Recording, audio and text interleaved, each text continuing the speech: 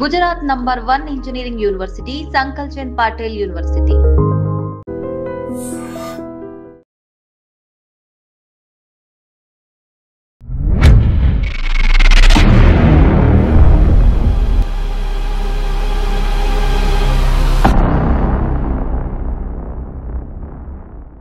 ఈ వారం మన గెస్ట్ ఆయన ఏ కేసు పట్టుకున్నా ఒకవేళ గవర్నమెంట్ అయితే కన్వెన్షన్ తీసుకొస్తారు, ప్రైవేట్ అయితే ఆక్విటల్ తీసుకొస్తారు. అంత ప్రొఫెషనల్ అడ్వకేట్. పేరు వి గోపాలకృష్ణ గోఖలే గారు, advocate, trials and high court.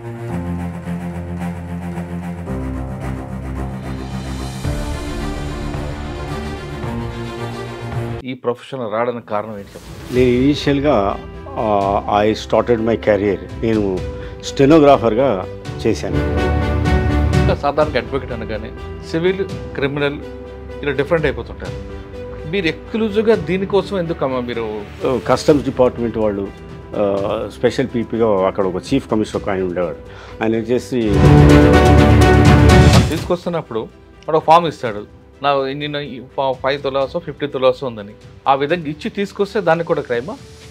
Declare చేస్తే సార్ ఈ కేసుల్లో మీకు బాగా గుర్తుండిపోయిన ఒక కేసు చెప్పండి. అక్విటల్ కానీ ఒకటి, కన్విక్షన్ ఒకటి. కాన్ఫెషన్ ఇప్పుడు ఎర్లియర్ లా ఎట్లుండేదంటే, ఇప్పుడు అంటే ఎక్యూజ్డ్ పేరు కానీ లేదంటే కంప్లైంట్ పేరు రివీల్ చేయకుండా ఒకటి చెప్పండి. ఇప్పుడు నార్కోటిక్ డ్రగ్ కేసు ఉందండి. మనీ లాండరింగ్లో ఏ సెక్షన్స్ వస్తుంటాయి, దాన్ని ఏ విధంగా మీరు ముందుకు తీసుకెళ్తారు? ఇందులో వైలేషన్ ఎక్కడ ఉంటుంది? సో మనీ లాండరింగ్ ఏంటి? Proceeds of crime. అదే మీకున్న రికార్డులో 50 కేసు పట్టుకుంటే 49లో కన్విక్షన్ వస్తుందా? 10 ఉన్నాయి అనుకోండి అట్లీస్ట్. సార్ ఇందులో మీరు డిఫెన్స్ తీసుకున్న ఒక మంచి కేసు చెప్పండి. First we'll question the. ఇప్పుడు మీరు చెప్తున్నారు తెలంగాణ నార్కోటిక్ బ్యూరో స్ట్రాంగ్ అయినా కొన్ని అక్విటల్ అయిపోతుంటాయి. ఇప్పుడే కొంచెం పల్లె కాంపౌండ్కి వెళ్ళిన తర్వాత ఫస్ట్ రైడ్ అవుతున్నప్పుడు అక్కడ అల్ఫాజలం దొరికిందను. ఈ కేసులో బెయిల్ రావాలంటే A1కి వస్తుందా, A6కి వస్తుందా? కౌంటర్లో ఉన్నవాడికి నాలెడ్జ్ ఉందా లేదా చూసుకోవాలి. ఇప్పుడు జనరేషన్ ఒక కేసు తీసుకోవాలంటే ముందు డబ్బులు అడుగుతుంది. We are not doing any social service, but కానీ కొంతమంది అడ్వకేట్స్ వాళ్ళు ఇచ్చిన డాక్యుమెంట్స్ని ఎవిడెన్స్ని ఆపోజిట్ పార్టీకి ఇవ్వడం మనం ఏ విధంగా చూద్దాం? అది కొన్ని జరుగుతున్నాయని నేను విన్నాను. వెల్కమ్ టు లైర్ సాబ్. ఈ వారం మన గెస్ట్ ఆయన ఏ కేసు పట్టుకున్నా ఒకవేళ గవర్నమెంట్ అయితే కన్వెన్షన్ తీసుకొస్తారు, ప్రైవేట్ అయితే ఆక్విటల్ తీసుకొస్తారు. అంత ప్రొఫెషనల్ అడ్వకేట్. పేరు వి గోపాలకృష్ణ గోఖలే గారు, అడ్వకేట్, ట్రయల్స్ అండ్ హైకోర్టు.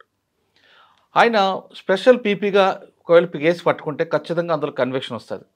ఆయన 50 కేసులు వాదిస్తే 49 కేసుల్లో కన్విక్షన్ తీసుకొస్తారు.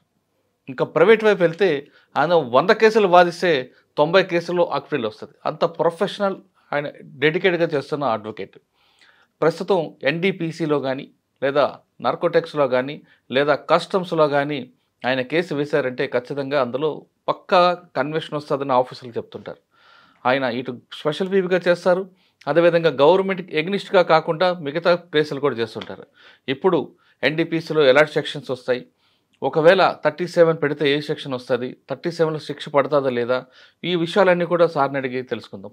పర్టికులర్గా చెప్పాలంటే NDPCలో కానీ అదేవిధంగా కస్టమ్స్లో కేసులు పెడితే సార్ని అప్రూవ్ అయితే ఏ విధంగా దానికి జడ్జిమెంట్ ఇస్తారు, ఏ విధంగా దానికి గైడెన్స్ ఇస్తారు విషయాన్ని సార్ని అడిగి తెలుసుకుందాం. సార్ నమస్తే అండి. నమస్కారం. సాధారణంగా NDPCలో కానీ కస్టమ్స్లో కానీ ఒక కేసు ఏంటంటే స్పెషల్ పీపీగా మేము తీసుకుంటారు గవర్నమెంట్, ఎందుకంటే అందులో కన్విక్షన్ తీసుకొస్తారనేది. అదేవిధంగా బయటకు వచ్చిన తర్వాత మీరు ప్రైవేట్ కేసులు తీసుకున్నప్పుడు అందులో క్లయింట్ కూడా చాలా హ్యాపీ ఫీల్ అవుతుంది, ఎందుకంటే వీళ్ళ కేసులు ఖచ్చితంగా మనకి అక్విటల్ వస్తుందని. అంత ప్రొఫెషనల్గా మీరు డెడికేట్గా డెప్త్గా సెక్షన్ చూడడంలో ప్లస్ కేసులు వేసిన దీంట్లో లూప్ హోల్స్ వెతకడంలో మీకు ఒక స్పెషల్ ఉంది. అయితే ఇప్పుడు మనం NDPC మీద తీసుకుందామండి. NDPCలో ఎలా జరుగుతుంటాయి, ఏ సెక్షన్ పెడితే ఖచ్చితంగా శిక్ష పడుతుంది, దానికి మనం అక్విటల్ తీసుకురావాలంటే ఎందుకు ఫెయిల్, ఏ సెక్షన్లో పెట్టాల్సి వస్తుంది, కన్విక్షన్ రేటు పెరగడానికి కారణం ఏంటి, అక్విటల్ రేటు తగ్గడానికి కారణం ఏంటి, ప్రాసిక్యూషన్కి IOకి మధ్య గ్యాప్ ఉంటే ఏం జరుగుతుంది? ఈ ప్రశ్న సమాధానం చెప్పే ముందు గోపాలకృష్ణ గోఖలే గారు ఈ ప్రొఫెషన్ ఎంచుకోవడం బై ఛాన్సా, బై చాయిసా, అదేవిధంగా మీ పేరెంట్స్ ఒక వాళ్ళు ఎక్కడుంటారు, వాళ్ళు ఏం చేసేవారు, ఈ ప్రొఫెషన్ రావడానికి కారణం ఏంటి చెప్పండి? నేను ఇనీషియల్గా ఐ స్టార్టెడ్ మై కెరీర్. నేను స్టెనోగ్రాఫర్గా చేశాను. అబ్బో, స్టెనోగ్రాఫర్గా అడ్వకేట్ గారు అప్పుడు? ఒక 5-6 నెలలు. నేను లోవర్ మిడిల్ క్లాస్లో ఎట్లా ఉంటుందంటే ఏదో ఒక గవర్నమెంట్ ఉద్యోగం వస్తే అయితే సరిపోతుంది. టైపిస్టో లేదా స్టెనోగ్రాఫర్? స్టెనోగ్రాఫరు, టైపిస్టో. అట్లా నేను 10th క్లాస్లో ఉండగానే టైపు, ఇంటర్మీడియట్లో టైపు, హయ్యరు.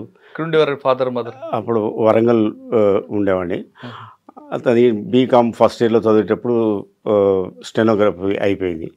అయిపోగానే ఇమీడియట్గా నాకు ఇమీడియట్గా జాబ్స్ వస్తుండే ఎంప్లాయ్మెంట్ ఎక్స్చేంజ్ నుంచి, state finance corporation, RTC, different jobs వస్తుండేవి.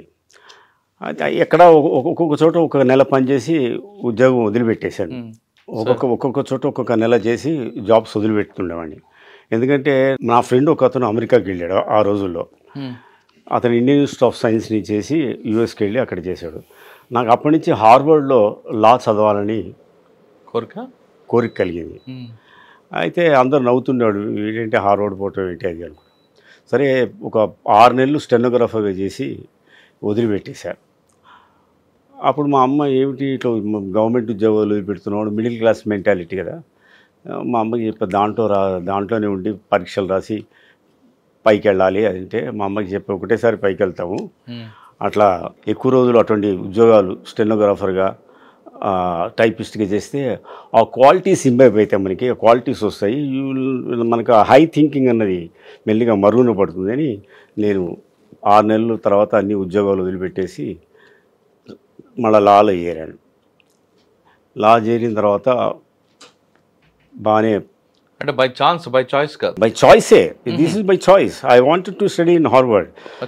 ఏదో అట్లా డివేట్ అయ్యాను ఫ్యామిలీ పరిస్థితుల వల్ల. దాని తర్వాత మళ్ళీ లాలో చేరి కొన్ని రోజులు సీఏ చేశాను, కొన్ని రోజులు లేబర్ లాస్, పర్సనల్ మేనేజ్మెంట్ ఆ కోర్స్ చేశాను. దాని తర్వాత లా చేసి ప్రాక్టీస్ చేసిన తర్వాత బాగానే నడిచింది. ఎవరు సార్ మీకు ఫస్ట్ సీనియర్? బి వీరభద్రరావు అని గోల్కొండ చౌరస్తాలో ఉండేవారు.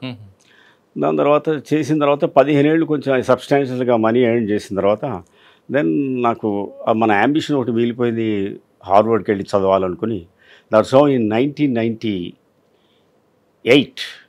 I went to the US to pursue my higher studies after 15 years of my practice. అక్కడికి వెళ్ళిన తర్వాత నా ఫ్రెండ్ కంపెనీ స్పాన్సర్ చేసింది.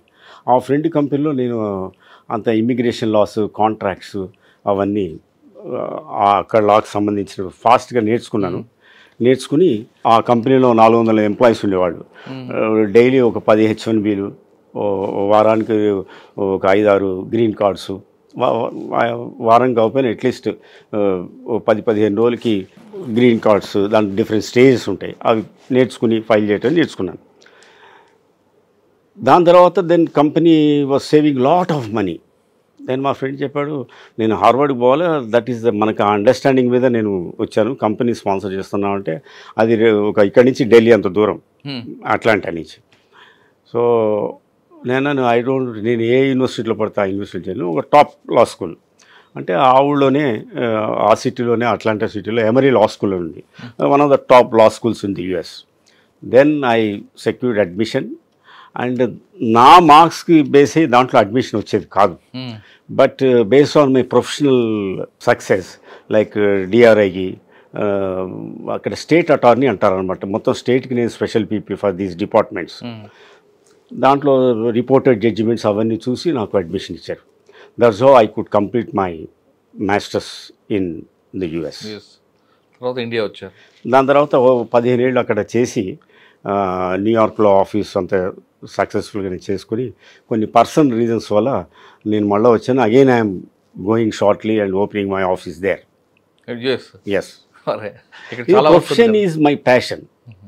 నేను ఎప్పుడు US పోయిన తర్వాత కూడా అక్కడ కొత్తలో ప్రొఫెసర్స్ చెప్పే లెసన్స్ అవన్నీ తొందరగా ఆ ప్రొనౌన్సియేషన్కి నేను అక్లమటైజ్ కాలేదు. అయినా కానీ నేను ఇష్టంతో నేర్చుకున్నాను. అందుకే అందరికీ చెప్తాను, ఎవరికైనా కష్టపడి చదవకండి, ఇష్టపడి చదవండి అని చెప్తాను. నేను ప్రొఫెషన్ కూడా ఇష్టంతో చేస్తాను. కష్టపడి ఏంటో కష్టపడాలి, అది వేరే విషయం, కానీ ఇష్టం అన్నది important, passion important. I'm in this profession with my passion. Sir సాధారణంగా అడ్వకేట్ అనగానే సివిల్, క్రిమినల్ ఇలా డిఫరెంట్ అయిపోతుంటారు. మీరు ఎక్స్క్లూజివ్గా దీనికోసం ఎందుకు మీరు? నేను బై ప్రావిడెన్స్ అనొచ్చు. నేను యాక్చువల్గా civil land matters, property disputes ఇవి చేస్తుండేవాడిని. సడన్గా నాకు కస్టమ్స్ డిపార్ట్మెంట్ వాళ్ళు స్పెషల్ పీపీగా అక్కడ ఒక చీఫ్ కమిషనర్ ఆయన ఉండేవాడు. ఆయన వచ్చేసి నువ్వు can you be our special PP అంటే, మరి నేనేం కేసులు కస్టమ్స్ సెంటర్కి ఇప్పటిదాకా ఏం చేయలేదు, నార్కోటిక్స్ అన్నది అసలే తెలియదు. వాళ్ళు ఇచ్చిన తర్వాత దెన్ ఏదైనా నేర్చుకోవటం, ఒకసారి నేర్చుకుని ఐడెంటిఫైడ్ మంచి ఇంటెలిజెంట్ ఆఫీసర్ ఇద్దరు ఐడెంటిఫై చేసుకుని ఒక 1 month అన్ని అడ్జర్న్మెంట్స్ తీసుకున్నా. జడ్జికి చెప్పాను, నేను కొత్త ఈ లాస్కి please give me time. 1 month adjournment తీసుకుని దాంట్లో నువాన్సెస్ అన్నీ చదువుకుని, ఆ జడ్జిమెంట్స్ అన్నీ చదువుకుని, that's how I develop. Custom కానీ, నార్కోటిక్స్ కానీ, సెంట్రల్ ఎక్సైజ్ లాస్ కానీ, మనీ లాండరింగ్ కానీ, ఇవన్నీ నాకేమనిపిస్తుంది అంటే పుస్తకంలో ఉన్నదే కదా, అది చదువుకుంటే తెలుస్తుంది. దాని మీద ఉన్న రిలేటెడ్ జడ్జిమెంట్స్ చదువుకుంటే ఆ లీగల్ ఆర్గన్స్, ఆ లీగల్ జడ్జిమెంట్స్ అవన్నీ తెలుస్తాయి. అవి చదువుకోవటం, చేయటం. అచ్చా సార్, మీరు 4 వింగ్స్లో ప్రొఫెషనల్గా ఉన్నారు ఇప్పుడు. ఒకటి customs, central exchange, NDPC, money laundering. Sir ఒకటి ఫస్ట్ సెంట్రల్ ఎక్స్చేంజ్ వద్దాం. సార్ సెంట్రల్ ఎక్స్చేంజ్లో ఎలాంటి కేసులు ఉంటాయి? కస్టమ్స్ చెప్పండి. ఫస్ట్ కస్టమ్స్లో కస్టమ్స్ కేసులు ఎలాంటి కేసులు ఉంటాయి? దాన్ని వైలేట్ ఎలా చేయొచ్చు? మీరు అందరూ కన్విషన్లు తీసుకొచ్చేవారు. జనరల్ కేసులు ఎలా ఉంటాయి అంటే వయలేట్ ఎట్టా చేయొచ్చు అనే దానికి నెగిటివ్ ఆస్పెక్ట్లో మనం మాట్లాడుకుంటూ అవుతుంది. అసలు ఫస్ట్ అంటే వైలేట్ మనం చేయకపోయినా ఎలాంటి వైలేట్ చేస్తూ వస్తుంటాయి? ఎలాంటి వైలేట్ చేస్తుంటారంటే, ఫస్ట్ కస్టమ్స్ అంటేనే స్మగ్లింగ్ అని ఎవరికైనా తెలుస్తుంది. స్మగ్లింగ్ ఫస్ట్ ఎప్పుడైనా కానీ అసలు ఏ యాక్ట్లో కానీ ఏవి ఇంపార్టెంట్ టర్మ్స్, ఆ టర్మ్స్ని బాగా అవగాహన చేసుకోవాలి. ఏదైనా కానీ, ఏ నార్కోటిక్స్ కానీ, narcotics and psychotropic substances act అంటారు. నార్కోటిక్స్ అండ్ సైకోట్రాపిక్, అందరు నార్కోటిక్స్ అంటారు. నార్కోటిక్స్ వేరు, సైకోట్రాపిక్ సబ్స్టెన్సెస్ వేరు, కంట్రోల్ సబ్స్టెన్సెస్ వేరు. ఈ 3 ఉంటాయి దీంట్లో. అట్లానే కస్టమ్స్లో కూడా అన్నిటికీ డెఫినేషన్స్ బాగా అవగాహన చేసుకోవాలి, అర్థం చేసుకోవాలి. కస్టమ్స్ అంటే ఫస్ట్ స్మగ్లింగ్ అంటే ఏంటి తెలుసుకోవాలి. వాడు చేసి అవతలోడు ఏదో పని చేసి వీడు స్మగ్లింగ్ చేశారని కేసు పెడతారు. అసలు ఈ స్మగ్లింగ్ కింద వస్తుందా? స్మగ్లింగ్ అంటే ఏంటి? Any action or inaction in relation to goods, ఏదైనా గూడ్స్కు సంబంధించి మీరు ఏదైనా చేయవలసింది చేయకపోయినా, చేయాల్సింది చేయకపోయినా, దానివల్ల rendering goods liable for confiscation under section 111 అంటే వైల్ ఇంపోర్టింగ్. నువ్వు ఇంపోర్ట్ చేస్తున్నప్పుడు ఏది చేయాలో చేయకపోతే సంబంధించి అది కన్ఫిస్కేషన్ అవుతుంది. అట్లనే liable to confiscation under section 113 export చేసేటప్పుడు దీన్ని స్మగ్లింగ్ అంటారు. ఇప్పుడు వాడు నార్మల్గా ఏంటంటే మనం చూసేవి అంటే వేరే చాలా కమర్షియల్ ఫ్రాడ్స్ అవి ఉంటాయి. చిన్న ఎగ్జాంపుల్ చెప్పాలంటే, స్మగ్లింగ్ బయట నుంచి వస్తారు, ఇక్కడ బంగారం రేటు ఎక్కువ, బయట తక్కువ, అక్కడి నుంచి ఇక్కడ తీసుకొచ్చి ఇక్కడ అమ్ముకుంటే ఏదో ఇంత ప్రాఫిట్ వస్తుందని తీసుకొచ్చుకుంటూ ఉంటారు నార్మల్గా. దట్ ఈస్ కాల్డ్ స్మగ్లింగ్ అంటే ఇప్పుడు వాళ్ళు ఎక్కడో వచ్చి నోటిఫైడ్ ఏరియాస్ అని కస్టమ్స్ యాక్ట్లో ఉంటుంది అనమాట. ఆ నోటిఫైడ్ ఏరియాస్లో మీరు డిక్లేర్ చేయాలి. యాక్షన్ చేయలేదు, inaction in relation to goods, gold బిస్కెట్కి సంబంధించి it is liable to confiscation. You must give a declaration form under section 77 of Customs Act. మీరు ఇవ్వకుండా అట్లా వచ్చేస్తే అంటే ఇన్యాక్షన్. దానివల్ల rendering your biscuit liable for confiscation. మనం తీసుకొస్తున్నప్పుడు ఒక ఫామ్ ఇస్తాడు, నా నిన్న 5 తులాసో 50 తులాసో ఉందని, ఆ విధంగా ఇచ్చి తీసుకొస్తే దానికి కూడా క్రైమా? డిక్లేర్ చేస్తే మీరు చేస్తే యాక్షన్ అనమాట. Your action is correct. that goods won't render liable for confiscation. You are doing perfectly as per law.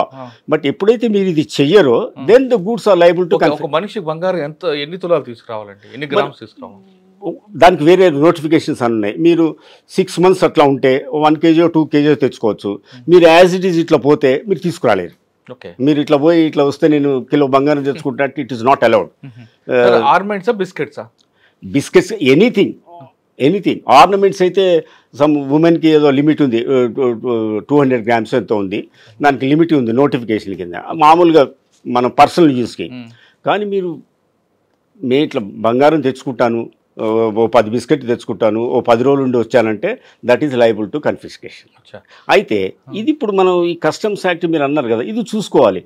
ఇది చేసేది స్మగ్లింగ్ కింద ఇది వస్తుందా అని చూసుకోవాలి.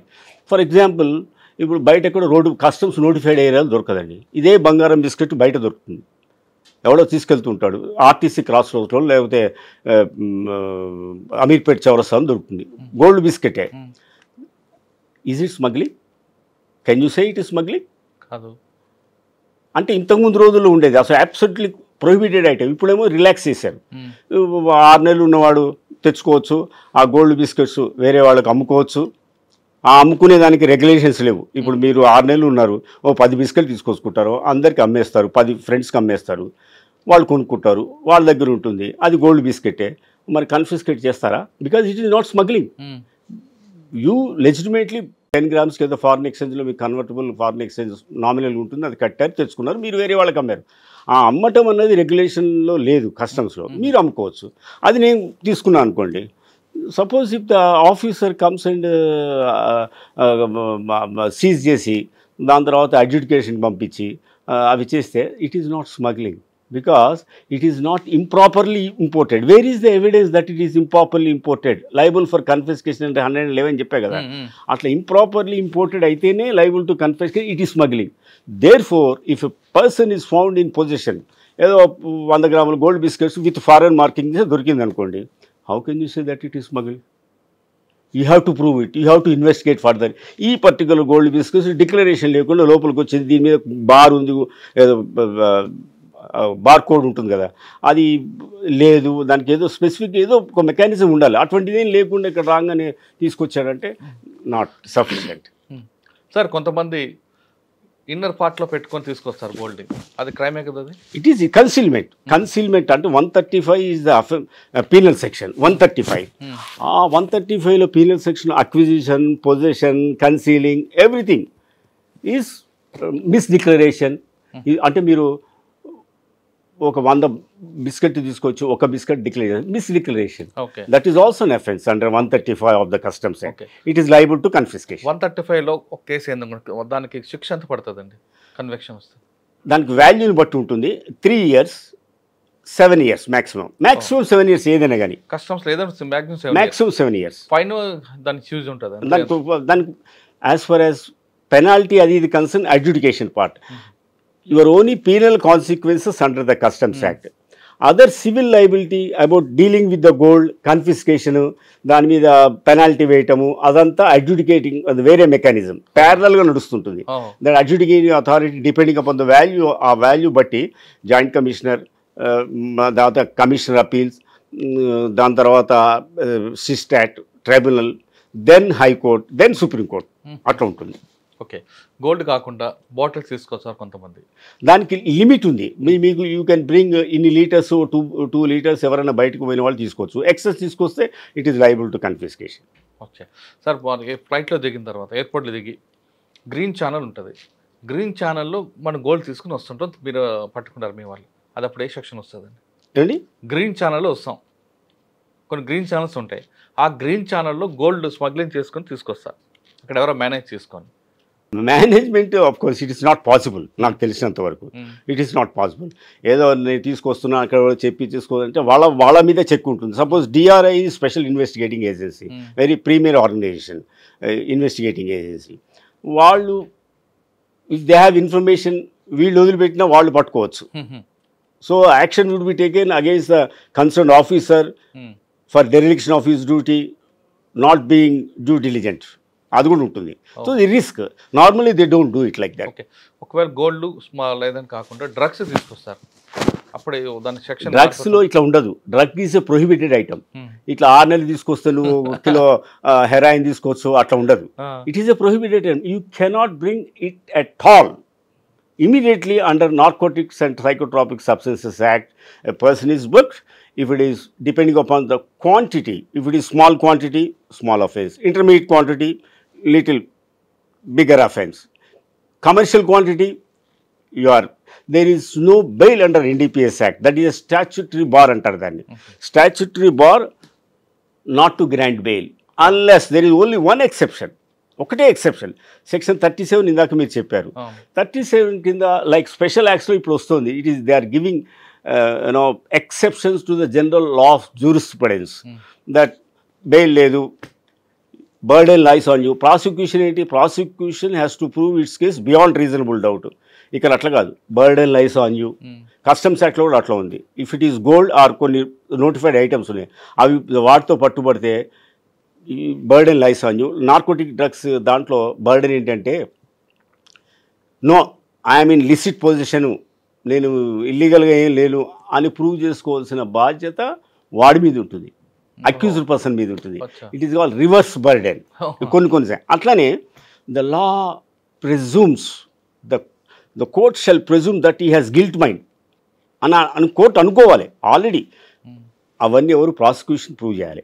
But it is not like under the special acts, special enactment these are reverse burdens ఉన్నాయి, burden of proofs that you have to prove. No I don't have any mental, అంటే conscious పొజిషన్లో ఉండాలి వాడు. సపోజ్ ఎవడో ఇట్లా పడుకుంటాడు, ఫ్లైట్లో పడుకుంటాడు, పక్కన చిన్న ప్యాకెట్ జేబులో వేస్తాడు, he's in position, no doubt about it. కానీ వాడు కాన్షియస్ పొజిషన్లో లేడు. You should be conscious position. So ఆ కాన్షియస్ పొజిషన్లో నేను ఐఎమ్ నాట్ ఇన్ పొజిషన్, నాకు తెలియదు అని వాడు ప్రూవ్ చేసుకోవాలి. అది అట్లా స్పెషల్ వాళ్ళది వస్తుంది అప్పుడు. ఏది బర్డెన్ అయింది, ఎవరు పాసింజర్ ఎవరి దగ్గర దొరుకుతుందో వాళ్ళ మీద ఉంటుంది, ప్రాసిక్యూషన్ మీద ఉండదు. కానీ ప్యాసింజర్ అదే అక్యూజ్ పర్సన్ అంటాం. అయితే ఇక్కడ ఒకటి ఉంది, ఇక్కడ ఈ బర్డెన్ ఎంత ప్రూవ్ చేయాలి?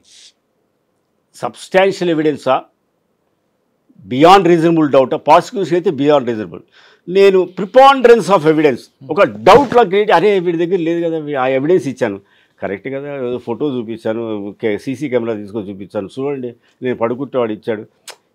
ప్రిపాండరెన్స్ ఆఫ్ ఎవిడెన్స్ అంటే మామూలు, not heavy burden, not substantial evidence కాదు, నాట్ బియాండ్ రీజనబుల్ డౌట్ కాదు. ప్రిపాండరెన్స్ ఏదో కొంచెం ప్రిపాండరెన్స్, కొంచెం ఎవిడెన్స్ చూపిస్తే సరిపోతుంది. సార్ ఈ కేసుల్లో మీకు బాగా గుర్తుండిపోయిన ఒక కేసు చెప్పండి. టక్విడిల్ కానీ ఒకటి, కన్వెక్షన్ ఒకటి.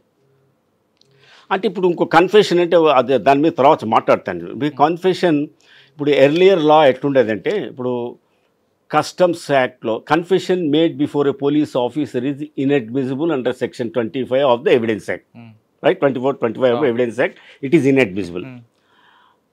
మరి custom officers not police officers. Confession made before the police officers, custom officers మీద కన్ఫెషన్ వ్యాలిడ్ అని supreme court settled law. So confession tended before a custom officer is admissible under law. Earlier supreme court judgements ఏం చెప్పినట్టే, when I was special PP for custom, oh judgement ఉంది, confession alone is sufficient to convict A person. దాని తర్వాత సబ్సిక్వెంట్గా latest లా ఏం చెప్తుందంటే, confession alone is not sufficient, corroborative evidence ఉండాలి. Corroborative evidence only confession మీద, అయితే కో అక్యూజ్డ్ కన్ఫెషన్ స్టేట్మెంట్ అట్లా శిక్ష ఇవ్వకూడదు అని తర్వాత జడ్జిమెంట్ వచ్చింది. ఆ కన్ఫెషన్ దానికి uncorroborated confession should not be taken into consideration. ఎట్లా పడితే అట్లా ఒక కన్ఫెషన్ చూసుకుని వేరే ఎవిడెన్స్. ఇది 2000లో యూఎస్లో నేను చేసిన, నా లాలో నేను చేసినటువంటి థీసిస్ ఇదే. పోలీసు ఎందుకు, వాట్ ఈస్ ద, మనం అదే లా చదివేటప్పుడు అసలు ఎందుకు పెట్టారు ఈ purpose, what is the rule అన్నీ తెలుసుకోవాలి. పోలీసు వాళ్ళ మీద ఎందుకు పెట్టారు? Because they are investigating the case, they are interested in the outcome of the investigation. అందుకని వాళ్ళ ముందర వాళ్ళు ఏమైనా చేయొచ్చు, వాళ్ళ ముందర ఈ ఇన్వెస్టిగేషన్ పనికిరాదని చెప్పారు. మరి కస్టమ్స్ యాక్ట్లో ఎందుకు పెట్టాలి అట్లా? కస్టమ్స్ యాక్ట్ కూడా ఎగ్జాక్ట్లీ పోలీస్ ఆఫీసర్ చేసిన అన్నీ చేస్తున్నాడు, ఇన్వెస్టిగేషన్ చేస్తున్నాడు, అరెస్ట్ చేస్తున్నాడు, జైలుకి పంపిస్తున్నాడు, కోర్టుకు వచ్చి సాక్ష్యం చెప్తున్నాడు. But confession before custom officer is not is admissible and because is not a police officer అన్నారు. నేను చెప్పాను, is doing exactly the nomenclature మారింది, exactly police officer job. Therefore in my view, యూఎస్లోని పెట్టిన థీసిస్లో కస్టమ్ ఆఫీసర్ల ముందు కూడా confession should not be made admissible అని అన్నాను. అయితే ఈ నార్కోటిక్ డ్రగ్ కేసులో ఎగ్జాక్ట్లీ నేను ఏదైతే నేను నా థీసిస్ సబ్మిట్ చేశానో, రీసెంట్గా ఒక 3-4 ఏళ్ల క్రితం తూఫాన్ సింగ్ జడ్జిమెంట్ వచ్చింది. తూఫాన్ సింగ్ జడ్జిమెంట్ ఏంటంటే, కస్టమ్ ఆఫీసర్లు నార్కోటిక్ కేసు పట్టుకుంటారు, ఓకే అండి. లేకపోతే ఇంకో ఆఫీసర్ ఎవరో డిజిగ్నేట్ ఎంపవర్డ్ ఆఫీసర్ ఎవరో వేరే నార్కోటిక్ కంట్రోల్ బ్యూరో, వాళ్ళు పోలీస్ ఆఫీసర్స్ కాదు, వాళ్ళు పట్టుకుని కన్ఫెషన్ తీసుకుంటారు అనుకోండి, that is admissible. It was admissible earlier, but now that Tofan Singh's case that was refer to కనహాలని ఓ జడ్జిమెంట్లో ఇచ్చారు. అది that was refer to a larger bench. ఆ తుఫాన్ సింగ్ కేసులో అంతా మొత్తం డిసైడ్ చేసి వాళ్ళు ఏమన్నారంటే, all the officers under the NDPS Act, whoever is investigating and dealing with these cases, government agencies, all are police officers, confession given before them is inadmissible అన్నారు. So ఇప్పుడు అది ఇది పోయింది. ఇప్పుడు ఫర్దర్గా ఇంకోటి వచ్చింది సుప్రీంకోర్టులో ఒక 6 నెలల క్రితం. That justice Oka, he called the Uttar Pradesh DGP to the court. Why are you enclosing, despite our instructions, why are you enclosing confessions to the charge sheet? So confession should not be a part of charge sheet. If it is there, it should be kept away. Confession charge sheet లో ఎక్కడున్నా కానీ it should be kept away. అది స్ట్రిక్ట్గా ఇంకా చూడటం లేదు, but in my case I object everywhere. మీ సర్వీస్లో బాగా గుర్తుండిపోయిన ఒక కేస్ స్టడీ చెప్పండి. ప్రతి కేసు నేను ఎంజాయ్ చేస్తాను. ఒక మంచి every case I enjoy because judges are so sharp. ఇప్పుడు ఎకనామిక్ అఫేర్స్ కోర్టు ఉంది, కస్టమ్స్ కేసులు, ఈ ఇన్కమ్ ట్యాక్స్ కేసులు, ఆల్ ఎకనామిక్ అఫేర్స్ కేసు చేస్తారు. ఆ జడ్జ్ ఈజ్ సో షార్ప్. ఇట్లా మనం క్రాస్ ఎగ్జామినేషన్ వేస్తుంటే ఎందుకు వేస్తున్నావు అని, జస్ట్ లైక్ దట్. ఎట్లా అంటే రేజర్ షార్ప్ ఇంటెలిజెన్స్.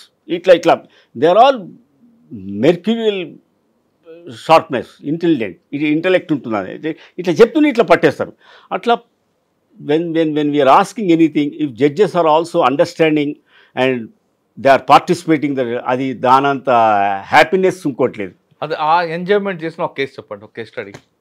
కస్టమ్స్ కేసులు before economic affairs I enjoy it because the judges, they participate, they understand what we are asking, they are thorough with the subject. అంటే accused పేరు కానీ లేదంటే complaint పేరు reveal చేయకుండా ఒకటి చెప్పండి.